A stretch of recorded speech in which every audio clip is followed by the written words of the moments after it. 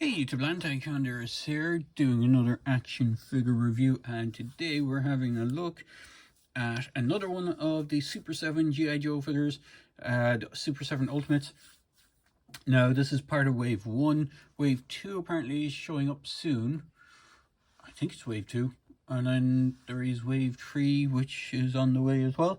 So this is one of the originals, this is one of the Joes, and this is pretty much so far the head honcho of the Joes, the if so Faxo head honcho, because I know technically General Hawk is above him, but there isn't a figure for General Hawk. There is a figure for this guy though. This is First Sergeant Duke, or Duke Hauser.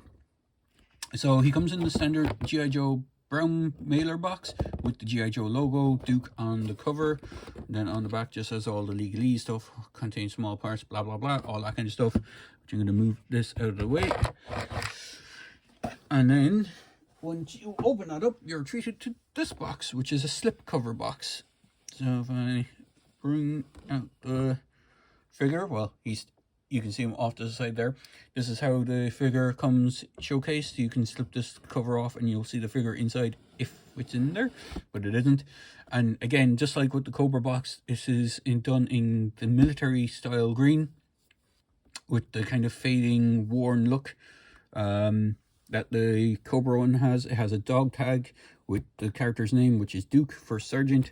And then flipping around the back of the box, again, you have that embossed G.I. Joe logo with the thing. And if I open up the back again, you have the Right Up for Duke, which you can't really see if I just angle up my camera a bit. There, you should be able to see that there. And it says Duke, First Sergeant, file name, Hauser, Conrad S. SN, I think that's a rank serial number, yeah. Primary military specialist, airborne infantryman, secondary military specialist, artillery small arms armorer. Then birthplace is St. Louis, MO. Which one is MO again? MA is Massachusetts. Missouri? I'm not sure which one MO is. Grade E8, Master Sergeant, which says First Sergeant. I'm not sure the difference. Is there a difference between First Sergeant and Master Sergeant? I am not sure. Duke was fluent in French, German, and English when he enlisted in 1967. Graduated top of his class at Airborne School, Fort Benning. Opted for U.S. Army Special Language School. Specialized in Han, Chinese, and Southeast Asian dialects. Went Special Forces in 1969. Worked with tribesmen in the boonies of South Vietnam. Ran 4 different Special Forces schools. Turned down a commission in 1971. Commands by winning respect. Current assignment, acting First Sergeant G.I. Joe team. Statement after declining commission. They tell me that an officer's job is to impel others to take the risks, so that the officer survives to take the blame in the event of total catastrophe. With all due respect, sir, if that's what an officer does, I don't want any part of it. And then you have images from the cartoon, because these are all based on the cartoon models as opposed to the action figures. But there is some subtle nods to the original action figures as well, and we'll get into that in a second. Boop. So we will grab Duke himself, and we'll grab... So this is kind of the basic way he comes. His helmet is actually separate. He has a couple of extra head sculpts, but we'll get into that in a second. So you can see he stands around the 7-inch line, or 7-inch tall. This line is a 7-inch tall line, so it's more akin to stuff like the McFarlane DC Multiverse, the NECA figures, those sort of lines. I know I've seen people complaining about the scale in this line and the price point of this line. Anything they want, everything seems to be a problem with this line for some reason, and I'm not sure why I get it or why it is. I mean, like, there's a line of scales that we haven't had. It's in scale with other lines, like as I said, NECA, McFarlane, and there's others out there. It's in price point is the same price point that Super7 charges for any of their Ultimates figures across the board. So I don't understand the issue with the price point. So I guess that maybe it's an elitist thing. I don't know. But here is Duke as he is. So he doesn't have any peg hole for a backpack, but he does come with a backpack. With a lot of these Super7 figures, they actually come with backpacks with harnesses or in straps. Duke's one is quite a difficult one to get onto him. I found it a bit of a strain. I thought there might be a part that pulls open, but it doesn't seem to be. If I remember correctly, the Destro one had a part that you could pull out and it would slip on a bit easier. This one doesn't have that. You can see he does have some nice painted ups. The actual shovel on the back is painted. This bedroll, or whatever it is around the backpack is painted. The backpack itself, I think, is cast in this kind of off beigey cream color. So you do have that. Duke does have 3 heads. So he has his standard head. He has this head with a microphone. And then he has the yelling, screamy head. And his helmet is a separate piece. So I'm going to swap out his head. It's fairly simple. It's just on a ball peg.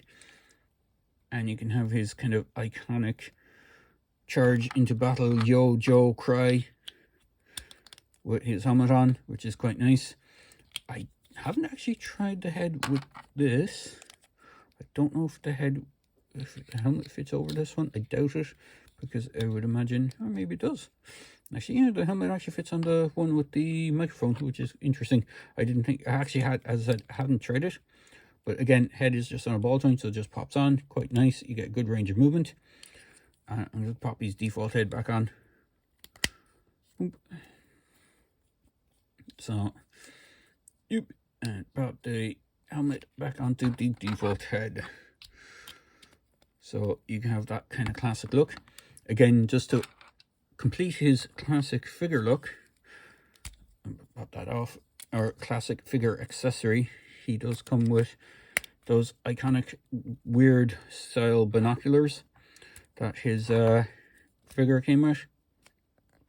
You do get articulated hands that kind of can simulate him holding it. It's just, they're a bit tricky.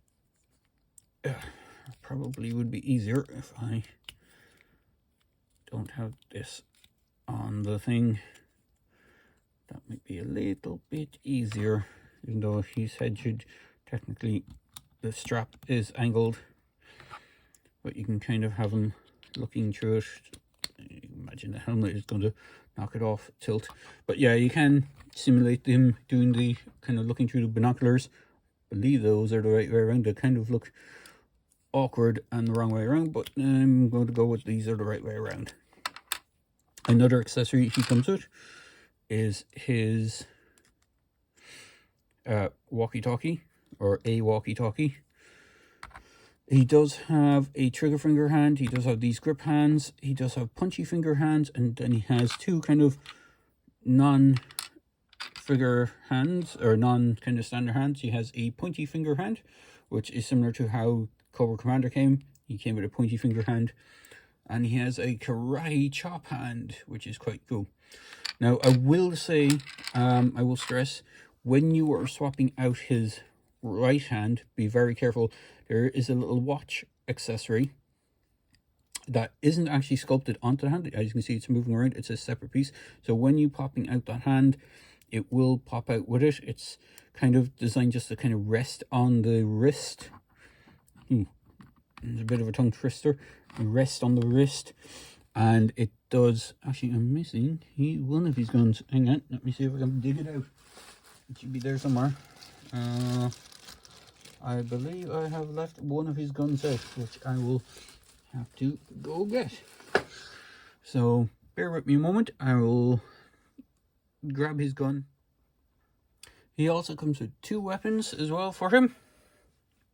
One of which being his more iconic, well, his kind of standard, was it MP submachine gun, that the action figure came with, something similar to how it came with. It's almost in the same color, green plastic as well. Well, the one I think he originally came with was in either maybe dark green, could have been black, I can't remember.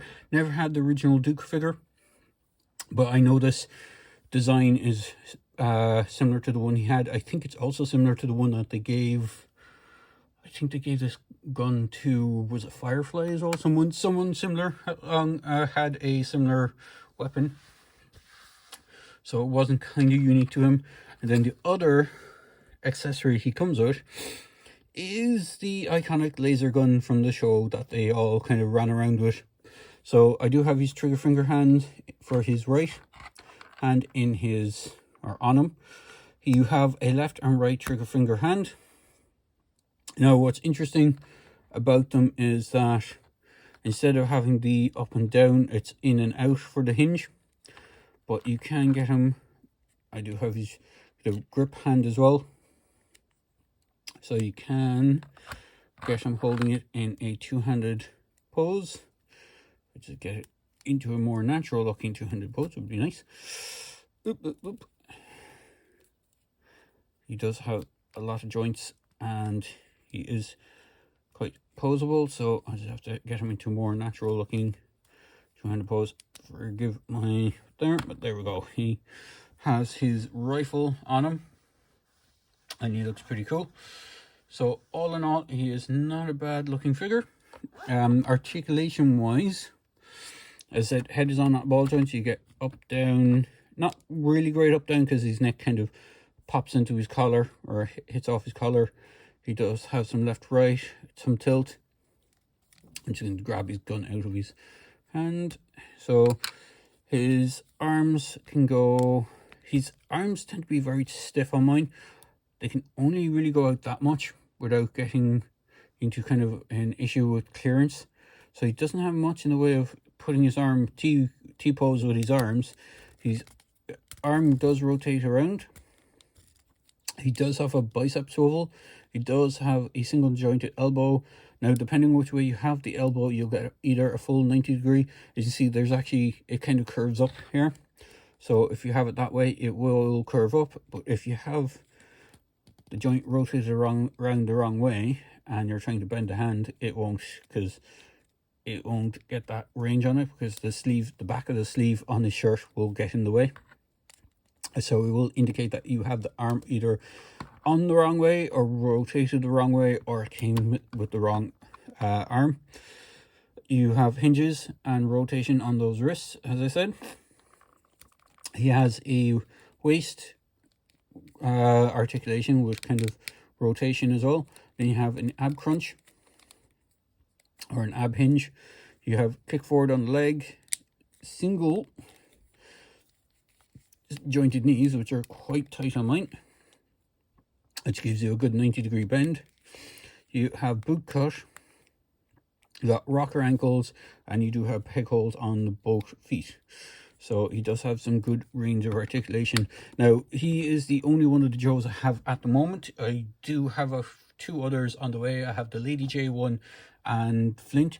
I don't know if there's any crossover in parts. There might be with Flint and him. Like the lower legs, they might have crossed over the boots, maybe. I don't know. I won't know until I have them in hand. But off the top of my head, I don't believe there is any crossover parts. I think both Flint and Duke share no parts. I could be wrong. They may share the shirt part, because I know Flint wears a kind of similar looking shirt, just in black.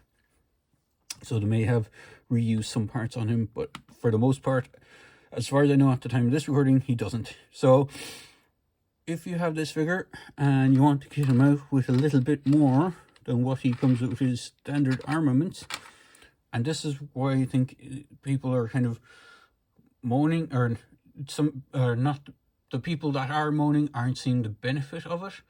But if you want to, you can take stuff like this. You can give Duke a very nice looking RPG. This is the munitions pack 1 from McFarlane. So if you want to give him a RPG, you can give him something that looks a bit more heavy, anti-tank related. I know there is a Cobra Trooper figure coming out, and I'm kind of hoping the hands will be similar in this respect, that they'll be able to fit a lot of the McFarlane one figure weapons, because you can get a MP5, I believe it is. Just takes a little bit of wiggling, get it in with the handle, but you can have him holding a pretty decent looking MP5. Take that out again. Boom. Go to the other weapons I have. There is an AK-47 in that first edition munitions pack. The stock is a little large, I find, on these ones, but with the right finagling, bear with me a second, you can have Duke wielding a pretty reasonable looking AK-47. So like, there is a lot of other weapon options out there from different companies in this scale that will work with these guys. In fact, I have one other one. I believe this came with that I can't remember the name of that Batman, or there is one in the weapons pack as well, I believe. I'm not sure if this is the weapons pack one that I had brought over, or it's the one that came with that Batman. But you can have Duke rocking a fairly reasonable interpretation of a grenade launcher. So there is a lot you can do with this guy. You can even give these to the Cobra Commander figure, and you can actually give them to the Bat figures as well. There is a couple of kind of modern science fiction-y looking weapons in that munitions pack, more so in the later ones. But in the first one, there's a couple of big rifles that look kind of science fiction-ish-esque, and they look really good with the bats, because the bats have normal grip hands, but they also have their actual, you know, interchangeable weapon, claw flamethrower and laser gun. So we'll have Duke stand alongside the big bad of Cobra, and you can see he stands a little taller than Cobra Commander, just maybe not by much, but I think Cobra Commander seems a little bit shorter than him. And then for someone from another another cartoon franchise, but not based on the cartoon appearances, here he is standing next to the Super7 Casey Jones from their TMNT Ultimates line. So you can see how they kind of scale together. Even the colors, the cartoony kind of style colors, do match with them. And then for something that's non-cartoony, but still within the same wheelhouse, we will bring in, we'll bring in a meta figure, actually. He is sort of cartoony, but he is based on the video game. So we're just going to move things aside. Sort of, I don't have, do I have the space for him? I do. So if you wanted him to go up against someone bigger and massive, you can have him fighting Clayface. The McFarlane Clayface is a mega figure after all, and he should be in scale. So he does look pretty good. Again, he does look really cartoony. Obviously, he doesn't have the real world kind of more movie look to him, but as a starting point, he does look pretty good. I'm just trying to see if I have, bear with me a moment. Grab one of them. He's dropped an accessory. I'll pick that up later, just so you can just to showcase him with. He does look pretty decent next to one of the NECA Predator figures. Now, if you had the video game, is it the video game ones? They would look way better with this, because they have a more cartoon-esque color scheme to them. They have a more muted, I suppose, color scheme than the realistic. I know they have two video game based Predator figures.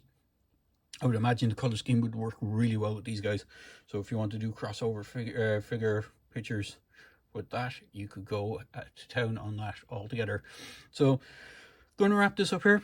Hopefully you have enjoyed the video and didn't notice the break in between, because I had to go run off and find that bloody laser rifle, because I thought I'd brought all of the accessories over, but I'd forgotten to bring this one with me. So, but you can even give Duke Casey's weapons. I know this is probably not the best hand to put it into, but if you want them wielding a baseball bat, actually probably better to fit the trigger finger hand. His grip hands are actually slightly wider because of the handle or the grips for the laser rifle, but the trigger finger, yep, the trigger finger hand should work. It's the broken bat, but if you want him holding a baseball bat for some reason, you can have him holding a baseball bat from the Casey Jones figure. So all in all, a really good figure.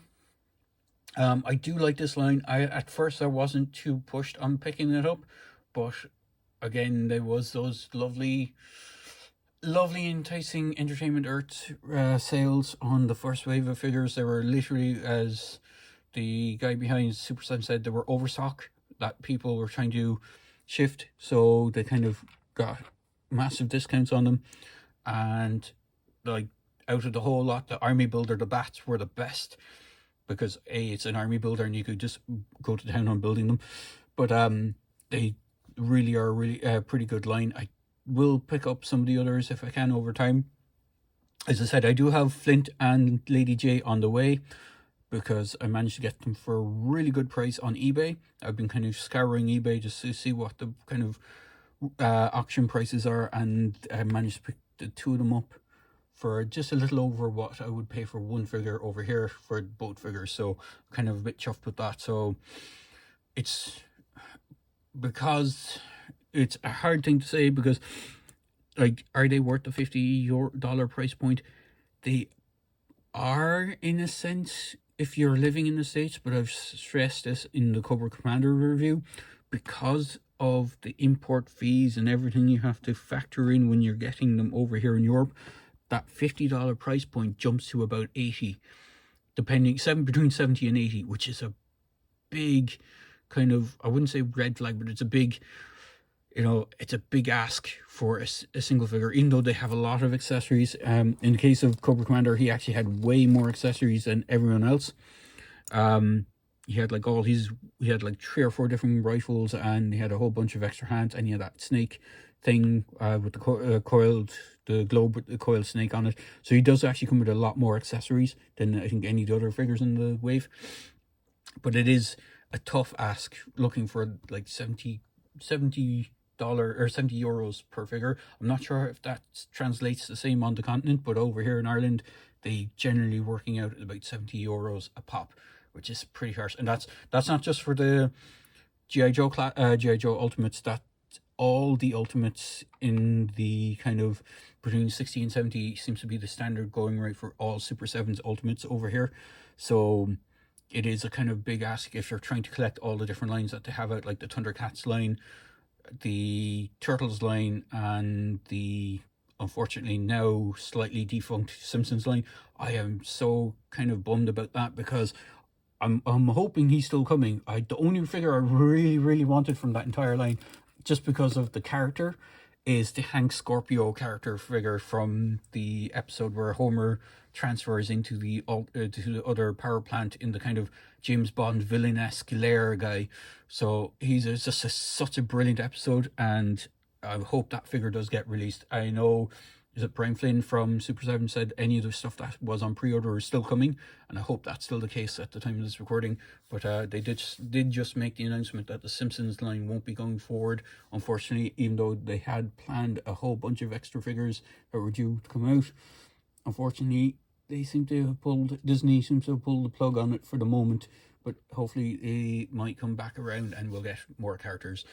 So that's it. I'm going to wrap this up here because I probably waffled on way too long, and I have to join 2 videos together to make 1 video. So there you go, guys. I hope you enjoyed this video. I know it's a bit of a long one, and I hope you like the G.I. Joe Ultimates line like I do. Please feel free to like, comment, and subscribe. And please, hopefully I can get some extra subscribers this year to hit my goal of the hopefully 10K before the end of the year. That would be a reasonable goal, I think, for 2024. But we'll see what time comes. So cheers, guys, and I hope you enjoyed this review, and thanks for watching.